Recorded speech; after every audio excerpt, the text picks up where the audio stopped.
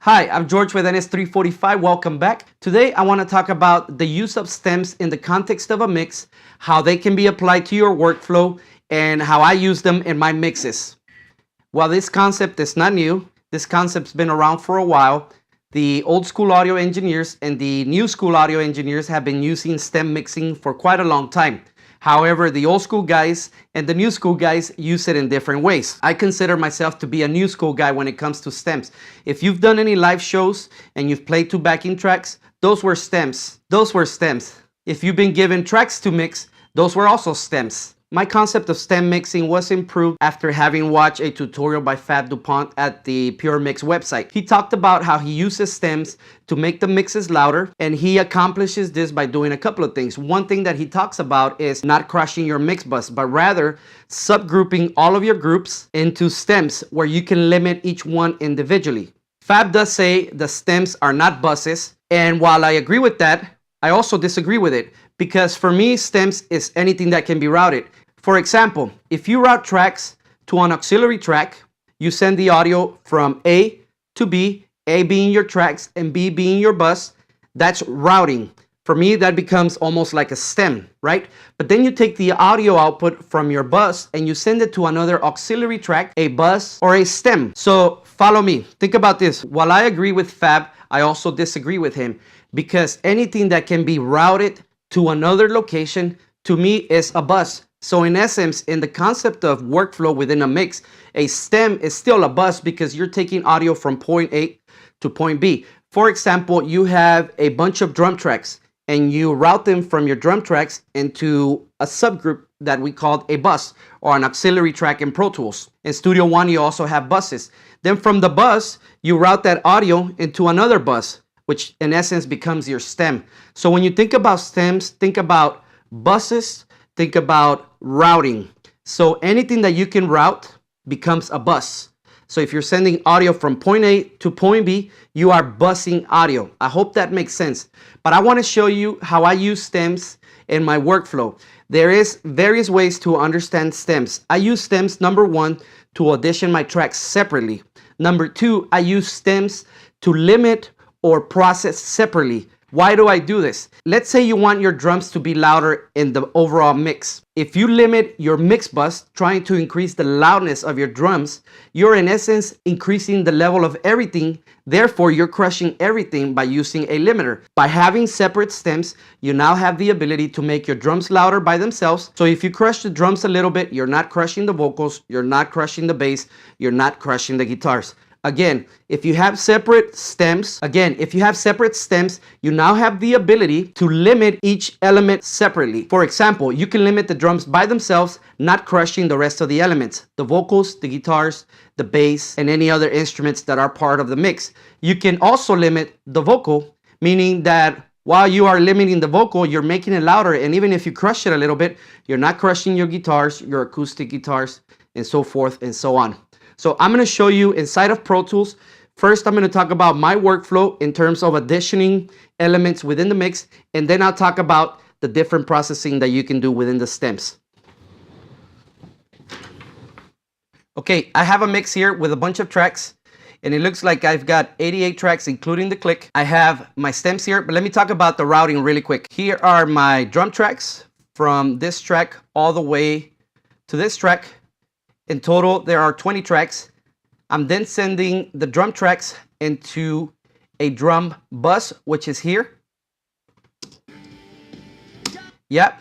From the drum bus, I'm routing the audio to my drum stem. In essence, I'm taking the audio from the drum bus onto another bus, which I call stem. The audio of the drum bus is coming into the drum stem here. And then from the drum stem, it is routed to my mix bus, which is the step right before the master track. All right, again, drums to drum bus to stems, which is here. Let me just review the guitars real quick. I have guitar tracks from here all the way to here. Then I have a guitar bus here. So I go tracks to the guitar bus to the guitar stem, which is here. One way in which I use stems is like this. I'll select all the tracks, and you can do this in Studio One and in Pro Tools and in any DAW. And I have these groups. I created a group in Pro Tools. If you open up your window here, you can see my different groups. And I have one called stems, which is right there. In Pro Tools, I can do Shift Command G, and it disables all of the groups. Shift Command G again to enable them. Now that I have my stem group enabled, I'm going to go ahead and hit mute. And that's going to mute all of my tracks. Now I'm going to turn off the groups. So there's no more groups. So if I unmute a stem, I can do that individually. I'm going to use my Mackie Control Universal to manage my stems. Basically, I could be using the Pro Tools application on my iPad to manage the track, record, mute, solo, and then I'm using my Mackie Control Universal to handle only my stems. So the neat thing about the Mackie Control Universal in Pro Tools is that if I hold Shift Control, I can immediately bring the Mackie Control Universal over here automatically banking. So my first fader on the Mackie Control Universal has become the drums. So now I can do it from here. I can solo, unmute, as you can see there. Okay, now I can also use VCAs to separate my groups and manage the levels. I don't have a VCA here, but let me add a VCA real quick.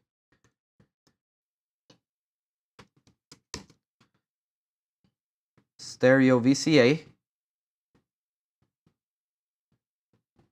And I added it here, and I'm going to select the group that this VCA is going to manage. Right now the VCA is managing the drums. I'm just going to relabel it the VCA. Okay, so what happens with the VCA? I have the ability to do this, right? Because all of these tracks that are moving are part of the drum group. Any tracks included in the drum group are going to be manageable by this VCA, as you can see here. The problem with this, you say, well, you can use a VCA to control the levels of your drum group. Yes, you're right 100%. However, I've done my mixing here. I have all the levels that I want. And when I created the bus, the audio is coming from the tracks, the drum tracks here, into the bus.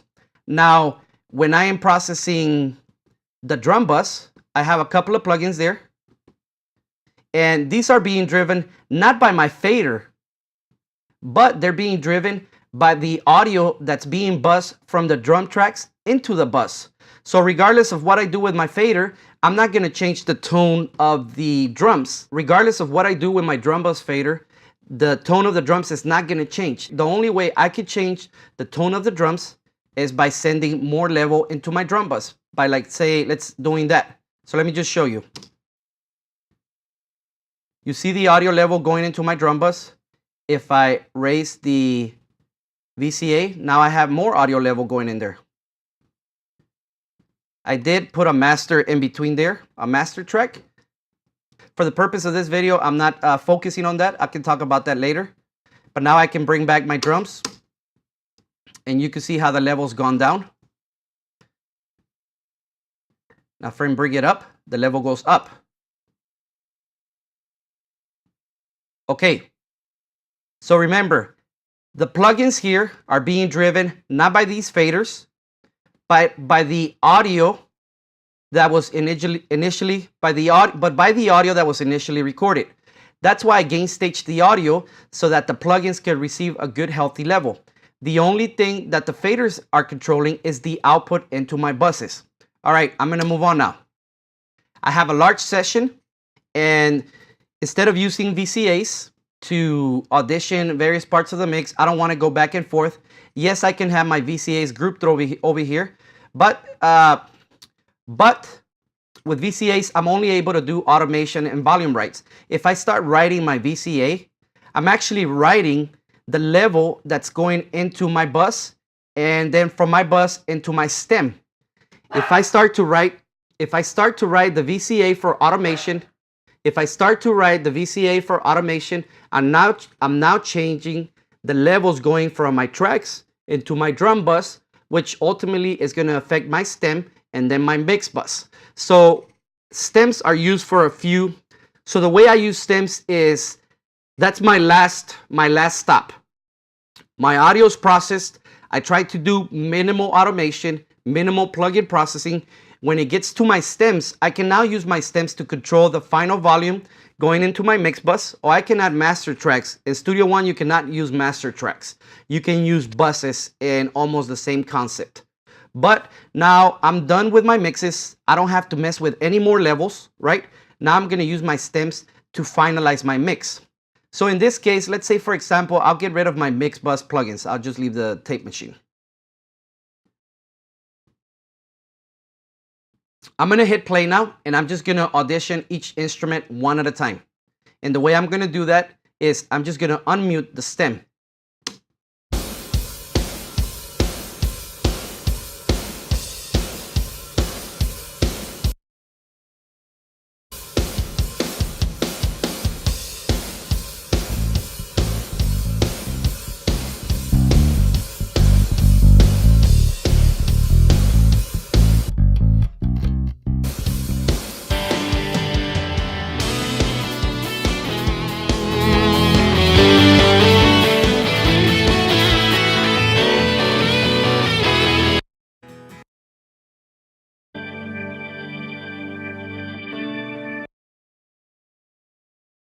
So there you have it. There's one use for the stems.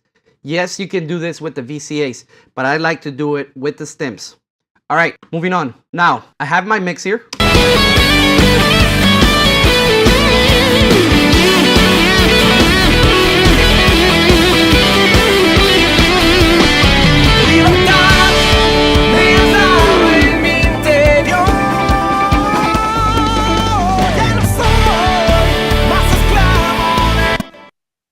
I have this mix and I'm done with the mix, and I want to tweak some things because I feel like my drum could be louder and my guitars could be louder.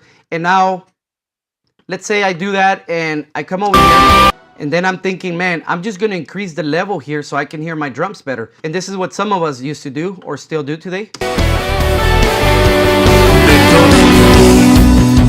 Hay un fuego que no se apagará, la gloria daré. While I like that crushed sound, it just sounds beautiful. It's not appropriate for this song or for playback levels online or on CDs, right? So this is what we normally tend to do. We increase the gain in our limiters, or we tend to just limit the songs. Let me actually use, let me actually bring a limiter in. I'm just gonna use the L1 or the L2. And here is what we would normally do. We'll put the ceiling output, and then we'll start compressing. We'll start limiting the song to make it louder. A ti, levantaré mi alabanza, mi adoración al Rey. Okay, so in our minds, we think the mix is not louder, my drums are now louder and punchier, but this is incorrect because you're actually crushing the entire mix. So let's look at this again.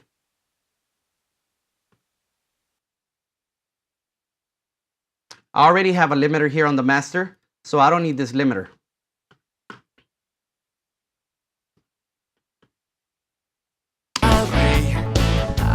Look at the VU meter here. What I am going to do is I'm going to add a limiter. Let me add an L1 in all of these tracks.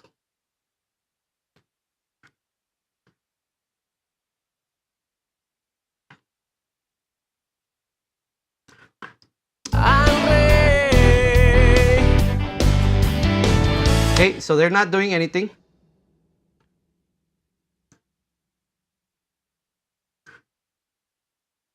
And here is the drums. Now, I want to make my drums louder in this mix. And I'm just going to make the out ceiling -1. And instead of crushing the entire mix here, nothing on my mix bus, I'm just going to do it on the drum stem.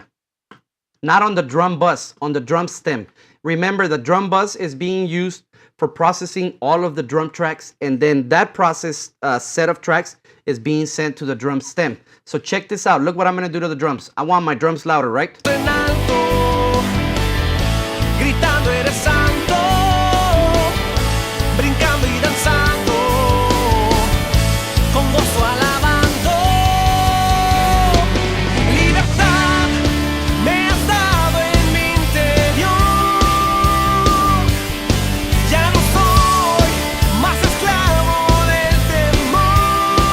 Okay, so just applying a little bit of limiting on the drums, increase the level of the drums. Now they're louder in the mix. They still don't sound crushed, but they do sound a lot more open. There's only a couple of dBs of reduction, which actually made a difference. But the way that made a difference was by adding volume to it. So it didn't really change the processing, but it does change the perceived loudness. So what we're saying, the difference between the RMS and the peak. So the RMS seems to be a little bit louder. Check it out.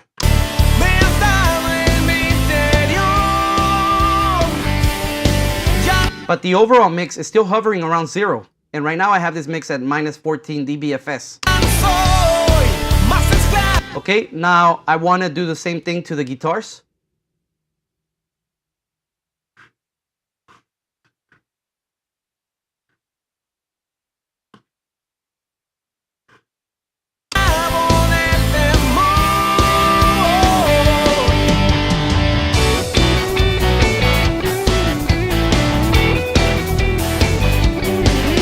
Okay, and I'm keeping my eye on my VU meter for my overall mix level.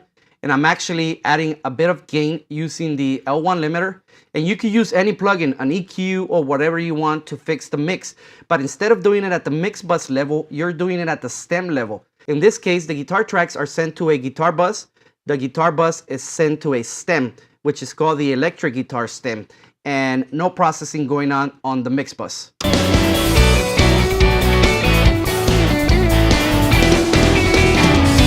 And if you notice, I'm trying to make my entire mix louder, but if you notice, there's no attenuation going on here.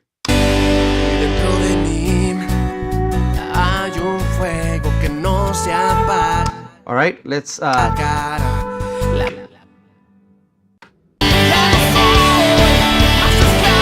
Now the vocals are buried. Now this is just an example. I'm not saying mix your song like this, but these are just tools and concepts that you can use. So right now the vocals are buried because I've increased the drums and the guitars.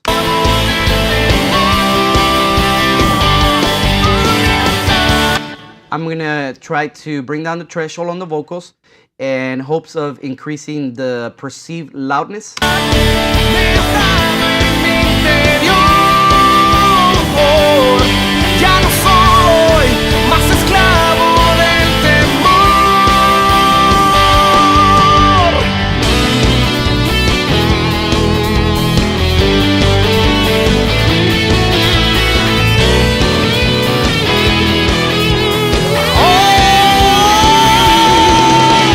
Okay, now the perceived loudness of those tracks is a lot greater. Now one thing you can do is if you regroup your tracks or if you re-enable the groups, let's say my mix bus is now starting to clip, and instead of messing with the mix that I've already done, meaning the drum tracks, the guitar tracks, and all the processing that I've done, instead of bringing down the buses that would normally be going to a mix bus, now I could just bring down the stems because they are pre-processed. Remember, the level that's coming into the stems or what the plugins are processing is the audio level that's coming out of the tracks into the stems. So let's bring down the stems to bring the mix bus level down.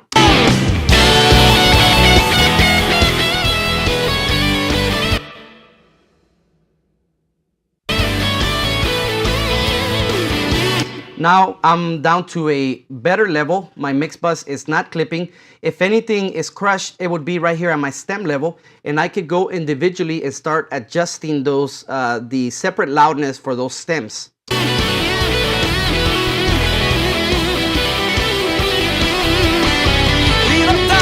Okay, now while the plugins are adding gain, that's what you would use normally if you wanted your specific stem to cut through the mix a little bit better. Let's hear it.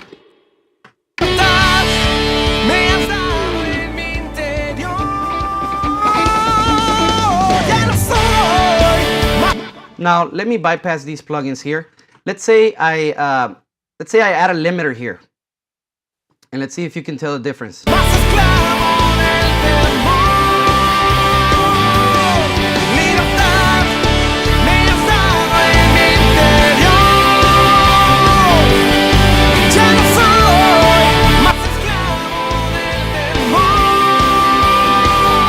Okay, so what I'm doing is comparing a limiter on the mix bus versus limiters on the stems.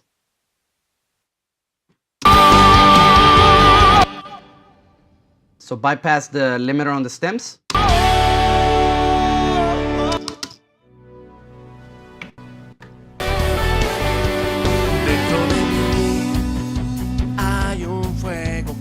Se apagará, la gloria daré a ti,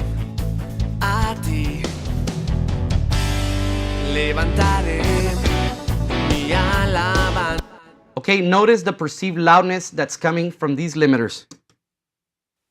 Alza mi adoración al Rey, al Rey. And this is, each stem separately on its own is perceived to be louder because I've used the limiter separately. If I use a limiter on the entire mix, then I'm changing the dynamics of the entire song. Mis manos en alto, gritando eres santo, brincando y danzando, con gozo alabando. Libertad me has dado en mi interior, ya no soy más esclavo del temor.